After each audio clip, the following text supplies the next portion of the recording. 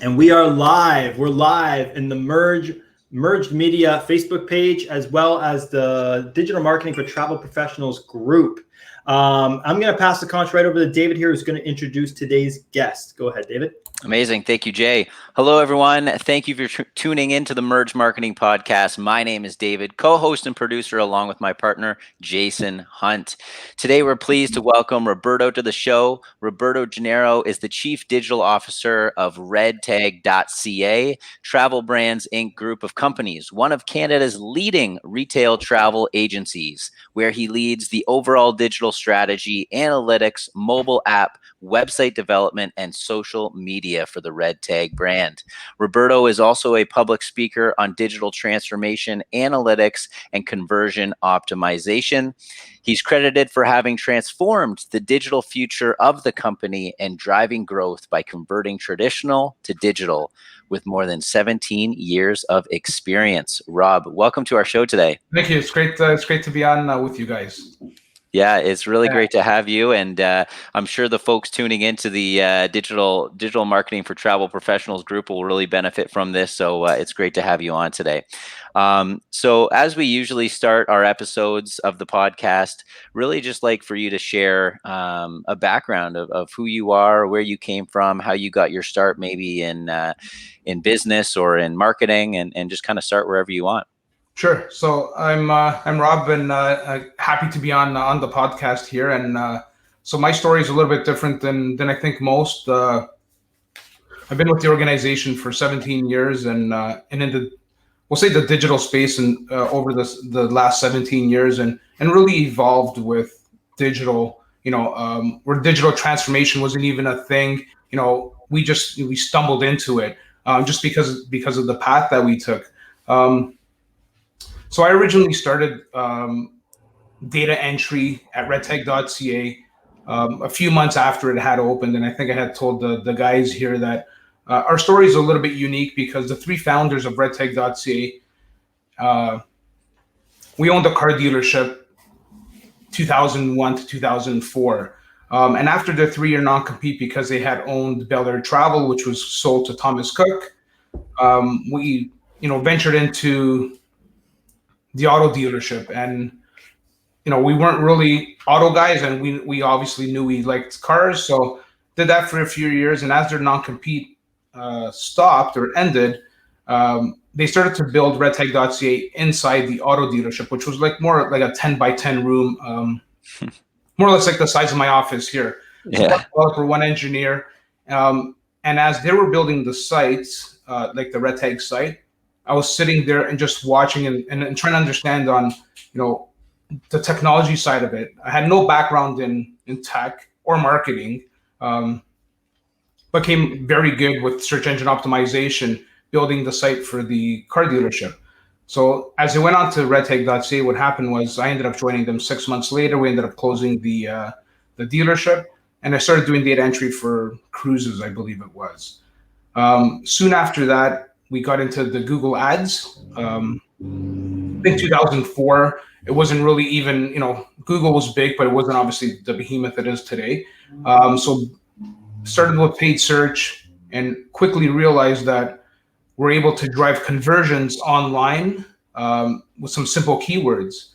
And as we got into the search engine optimization side, which was our strength, and very proud of, because I started with zero skill and was able to get probably the top 20 keywords in travel ranking on page 1, top 3. So we had significant growth year over year, 2, 3, 4, 500% year over year growth.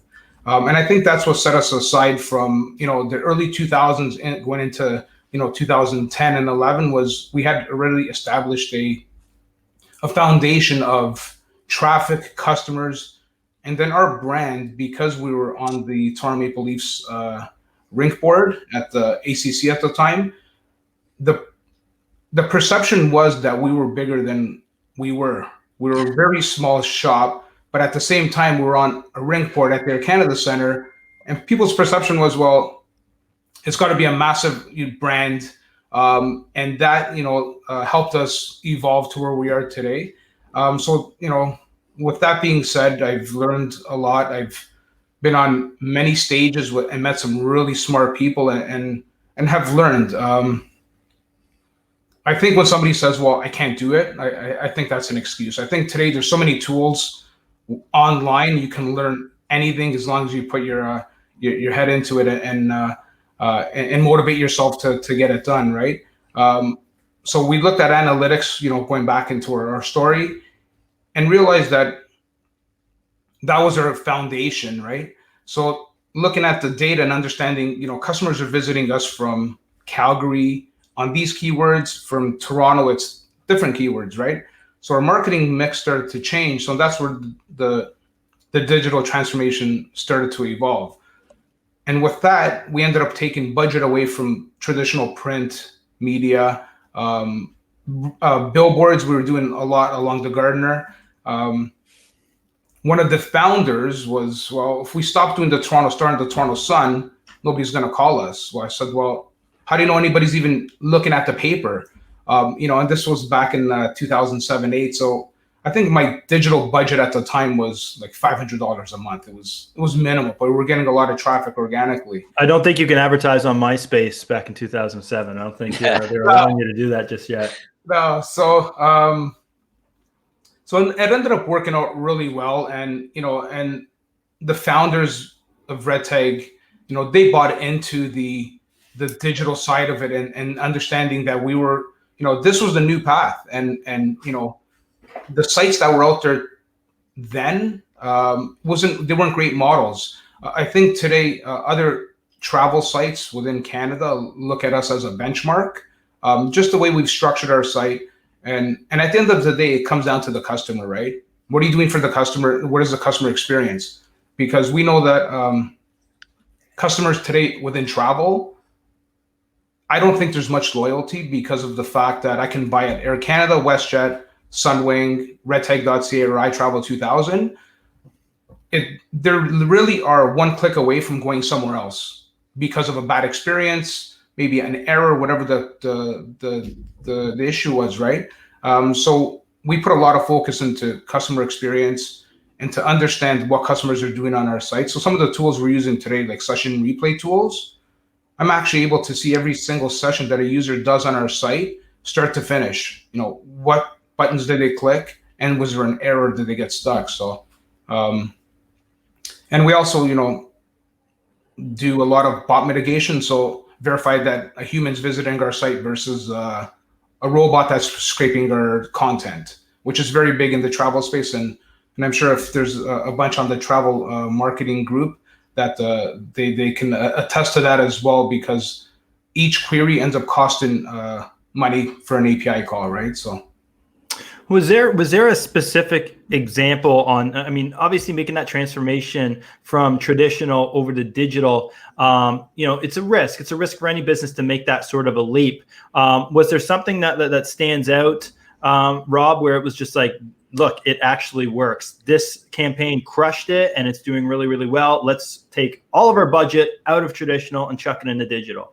Yeah, I think when we go back to converting from traditional to digital, we're spending, I think, $8,000 a day for one ad in the Toronto Star, the Toronto Sun, whatever it was. It was a lot of money, right? Wow. Yeah.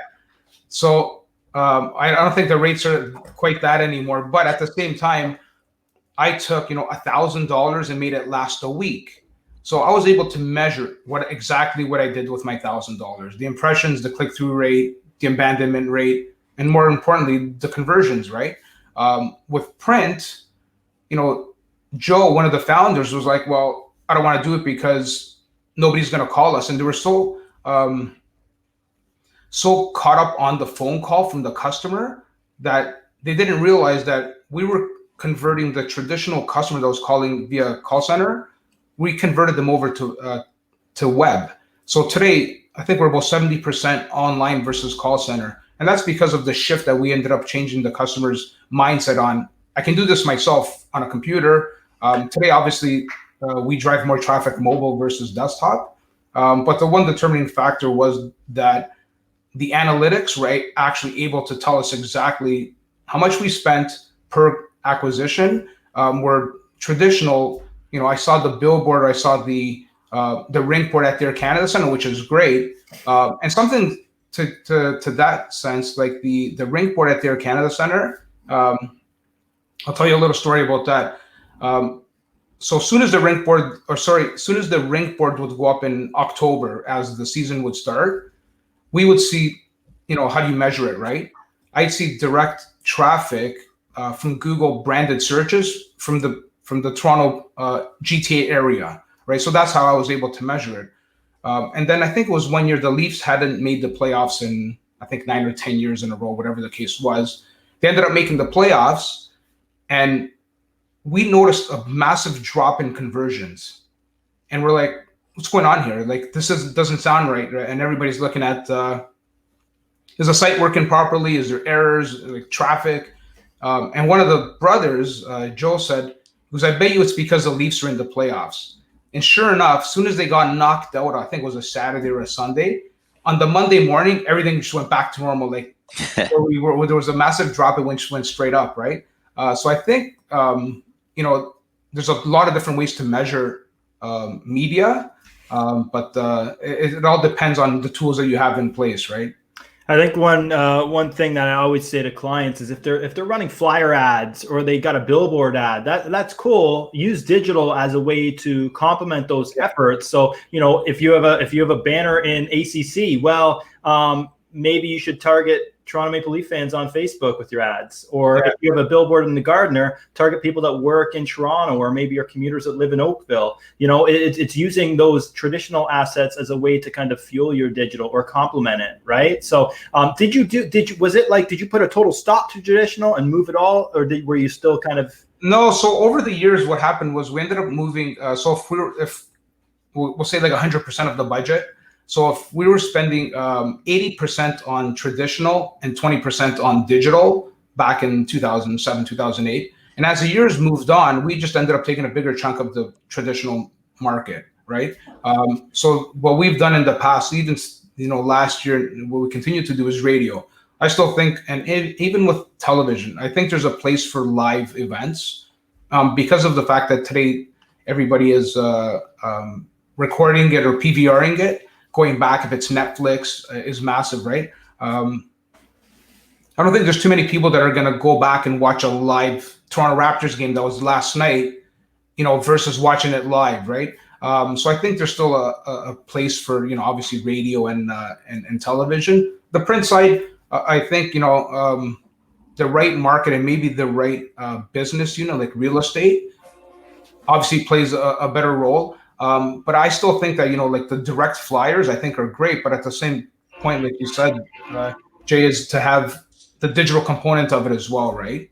And have the same sense of place. So with the same material that you have on on print, make sure when the user visits your site that there's some sense of place that the customer says, well, this is exactly what I had seen, or vice versa, right? Absolutely. And I'll chime in here and I'll say thanks a lot for sharing your background and kind of how you got started, Rob. And there's a couple things that I really love about your backstory. And I mean, one is the fact that you guys started redtag.ca out of a car dealership. And the second is when we had spoke the other day, what I found to be really interesting was there's one thing that Gary Vee always says, and I don't know if you know who Gary Vee is, but he says that back in the day when he was buying AdWords for his wine business, the biggest regret he's ever had is that he didn't put more money into that because he essentially found the winning ticket. And I remember vaguely, you can correct me if I'm wrong. Yeah, I've heard the same. But you said the same thing about you guys when you were starting out. I heard when we started with paid search and organic, there wasn't many people investing in it. So we have three different brothers. One was managing the financing. Frank, Joe was doing the traditional media. And then there was Enzo that was more the technology side. I want to build on it. So, he said, let's try some Google AdWords. And he said, figure out how to use it. Mm-hmm. And that's how it started, right? So we ended up putting money into it. And absolutely, I think if we had more budget or taken more budget of traditional at the time, I think we'd still be at the same spot where we are today. I think we would have accelerated the growth back then for sure. But absolutely, I think new medias, obviously people are all hung up on TikTok today. Ton of eyeballs, right? but is it right for everybody?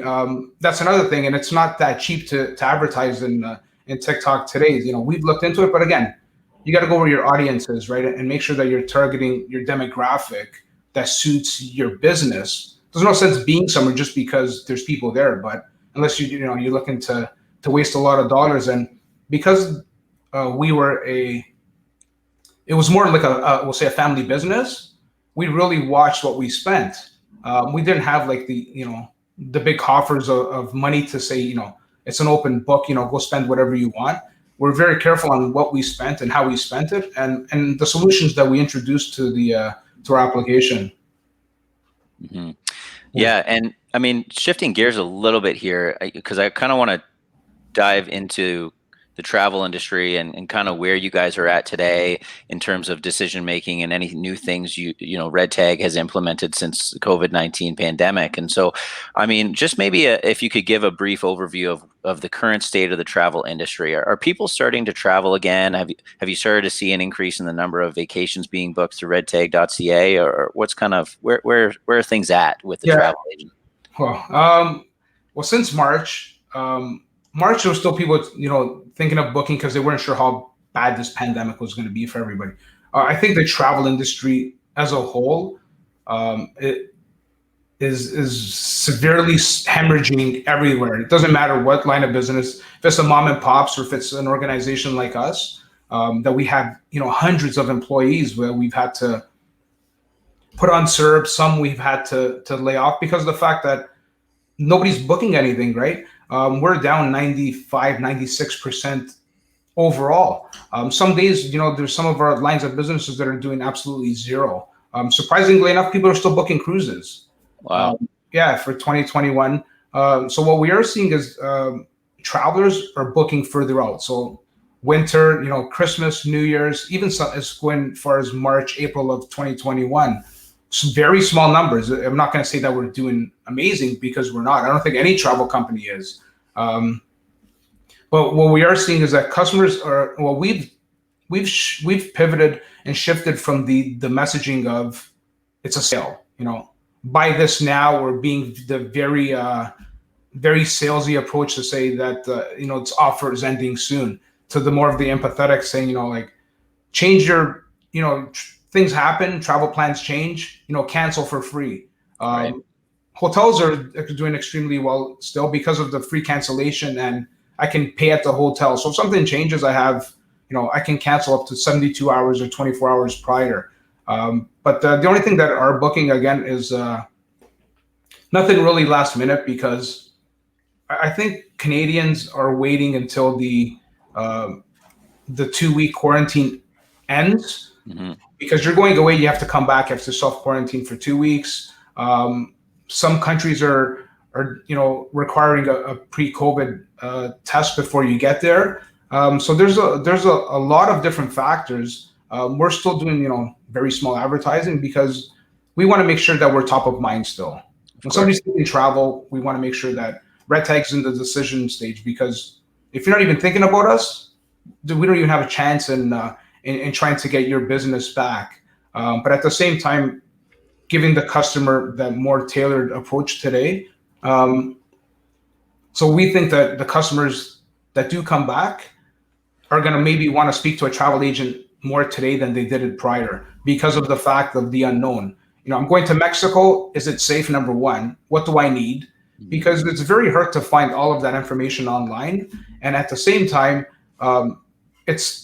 everybody's got something different to say. If you look at the news, every day is changing, right? It's never consistent. It says, well, this is how it is, and tomorrow comes, well, we're reverting back. You should wear a mask or you shouldn't. So I think the travel agent is going to play a bigger role within the next year for sure.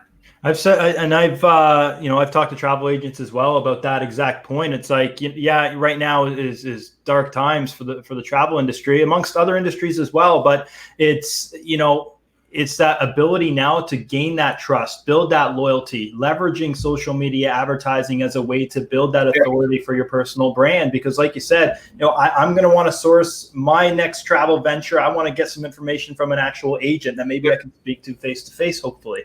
So I think that's it's interesting to know. And maybe you can dive a little deeper, Rob, on the actual strategy that you've implemented for Red Tag post-pandemic.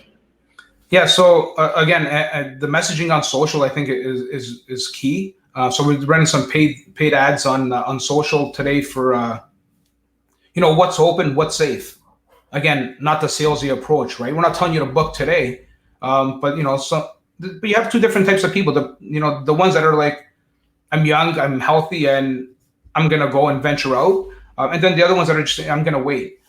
So things that we've implemented today that have been pretty successful for us have been the messaging around the social aspect of it, like the Facebook ads, Instagram.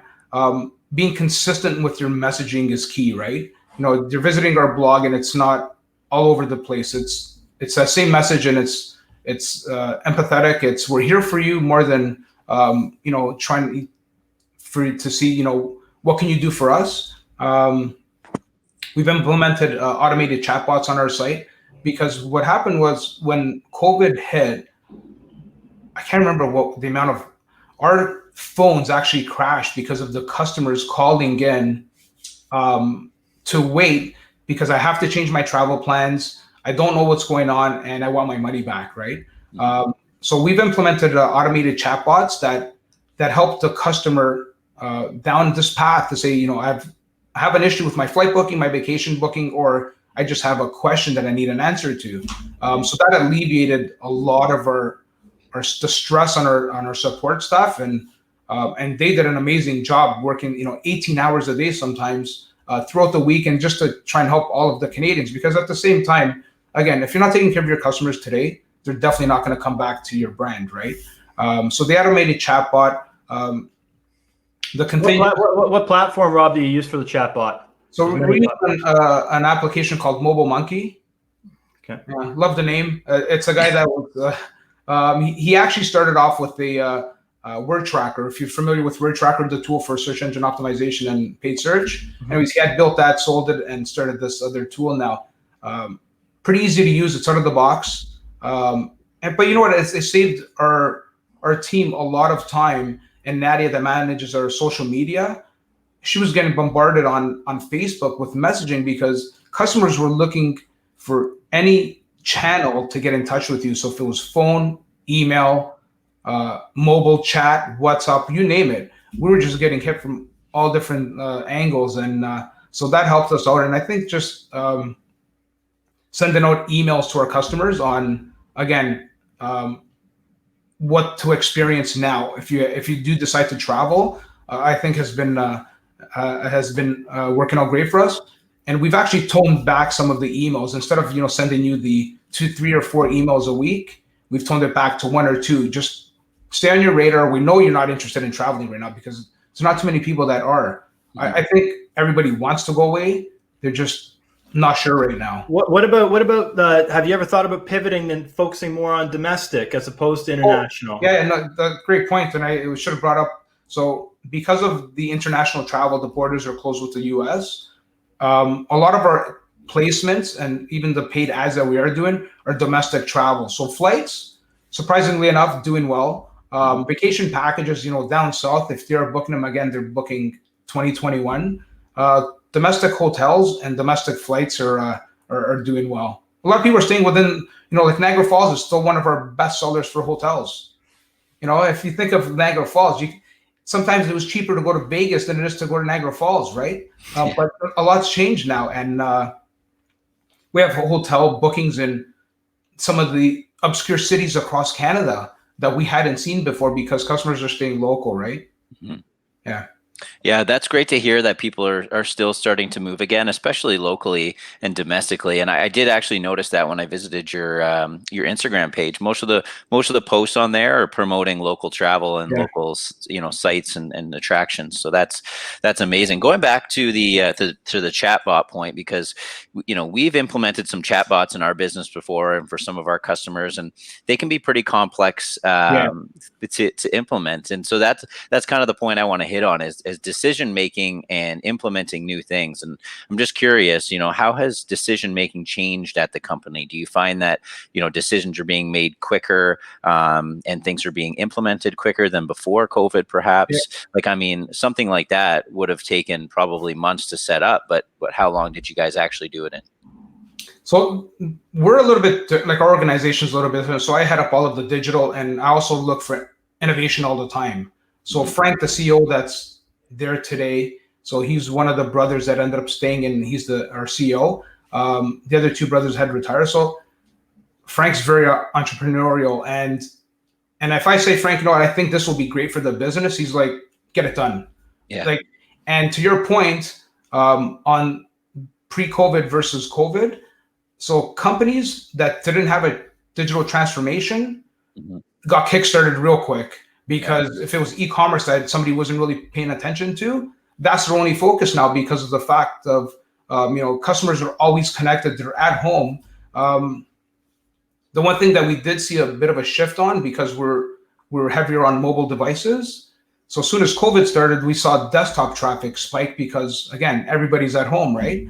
Going back to the chatbot, it's great to have, like, to your point, it's not easy to set up, because you have to set up dialogues. It takes a lot of time to build the dialogues on what the customer is going to say, because you have to anticipate what the question is, right? And then come back with 16, 17 different answers. So we built it up relatively quick. Again, the solutions, it's easy if you understand what to do with it, right? How to build a dialogue. So a lot of it was pre-canned, especially the COVID stuff that Mobile Monkey had built. But their support was great. They helped us. And it was done, versus us doing, 2 to 3 weeks of testing. The testing window got closed down to like 3 days. Because of the fact that we needed to get to market. Because if you wait 3 weeks, you're missing that opportunity that you had to actually win at doing something, right? So, yeah. You've done a lot. Like, I'm just looking at the traditional side of it. I mean, you're the official travel agency of the Leafs, Argos, Alouettes, Tiger Cats, Oilers, CFL, Tennis Canada, Senators. That's conflicting, though. You got Leafs and Senators on there. But so you're still pretty active on that side of things still. So you haven't totally abandoned. We've, I think, again, going back to the ACC experience that we had, great people to work with. The fan base is amazing, and there's always a lot of eyeballs. So we know that somebody that's in Edmonton, obviously they don't watch Leaf games. So what we ended up doing, because of the West Coast and say Toronto and Edmonton are rink boards, on a Saturday night when you're watching the Leafs game, our rink board is behind the net. The game after that was Edmonton, say, versus Calgary. We'd have the exact same placement and the Edmonton rink board. So customers watching the game, we're just getting like, a double dosage of it. And we've done a lot in stadium for the fans across all of the sports. The CFL again is great as well. We manage all of their travel for all of their players. So very good working relationship with the CFL. Even though we skew higher towards women, somebody says, well, why are you guys doing so much sports? Again, the husband, the boyfriend, whatever it is, if I'm going away with your woman, I want to go away, and she might, you're talking about, says, well, if it's Red Tag or if it's iTravel, one of the other brands, it works well for us, and we're able to get back some business from our partners as well in that side as far as a partnership. Yeah, we do some work with a whiskey brand that's the official whiskey of the Vegas Golden Knights. And, nice. And it's awesome to be able, and it's funny how we run that campaign, because it's very unique to any other campaign. We'll run ads straight up to puck drop And depending on whether or not they win the game or lose the game, we have a new fresh set of ads that are going out there targeting that audience because we're hitting them in the moment, right? Yeah. And I think that's a huge benefit to be able to leverage kind of what you're doing there, but also with what's happening in real time and using social media to kind of hit their emotions at the right time. With we've done the same thing. Like during the game, you're hitting them with a social media ad if it's on Facebook or Instagram, right? We've had other initiatives that we've had in stadium activations where you can win a trip if you do something on Instagram or on Facebook, whatever the case was, right? Very cool. We've done some pretty cool stuff with Maple Leaf Sports for sure. Awesome. Yeah. That's awesome. So, Rob, as we start to wrap up here, I want to continue to provide some great value for the travel professionals as well as business owners listening out there right now. And you mentioned earlier that if you're not implementing things quick, you're gonna be getting left behind. And here's the reality: there are definitely travel agents, travel professionals, and just any business owner out there right now that has not started their digital transformation, maybe because they don't know how or they don't know where to start. So for those out there that haven't quite started yet, what's the advice? Where should they start today? What I can say is, if you have a website, and I assume that everybody does, focus on that. Look at your analytics. If you don't have analytics, go to Google Analytics. It's free. There's a ton of free tools out there that we've taken advantage of over the years. But at the same time, we're a full Adobe shop. We have, Adobe Analytics that is our holy grail. We're looking at this data constantly and trying to understand what customers are doing on our site is key. Are they getting stuck? And if there's site issues, you have to manage all of those. And then at the same time, when the customer's, visiting your website, give them a great experience is key. At the end of the day, if you don't have the customers visiting your website, and if they have a bad experience, they're definitely not going to come back, and they're going to go to another travel company, because we've seen it. We get reports of users that visit redtag.ca. There's tools out there today that can tell you 3 steps back. Where did they come before they visited redtag.ca? So they visited Salah Vacations. Okay. Did they convert with RedTag? And if they didn't, did they go back? So it's all of those little things, I think, that are key. But I would say analytics, understand your customer and who to market to, and the creative messaging on the site, again, is a key driver as well. You want to make sure that you're focused and there's not a lot of noise. The landing page is key as well. So I'd focus with analytics and understanding, who your true customer is and what's core to your business. Yeah, that's great advice. Well, thank you very much. Jay, you want to bring us home? Yeah. So Rob, there might be some travel agents out there that may be interested in getting in contact with you. What's the best way to reach you? So I'm not sure if you're going to share my contact details or not, but I have you send me an email. It's me@robgennaro.com. I have a simple website there, or rob@redtag.ca if you want. I'm always willing to help anybody, and as long as it's not a direct competitor and we're dealing directly. But advice I can always give. At the same time, you can give somebody all the free tools in the world and they'll never use them, right? So I've seen a lot of that. Feel free to reach out if it's via email or Facebook or Instagram. We'll share my contact details, but happy to help. Awesome. Thank you so much, Rob. We really enjoyed our conversation with you today. And we have one final question for you that we ask everybody before we let them go. And that is, if you could choose one person, dead or alive, to represent your brand, who would it be and why? Oh, that's tough. I don't know if I got a great answer, because the only person that I ever said I wanted to meet, and you guys might think this is a little odd, was Pope John Paul.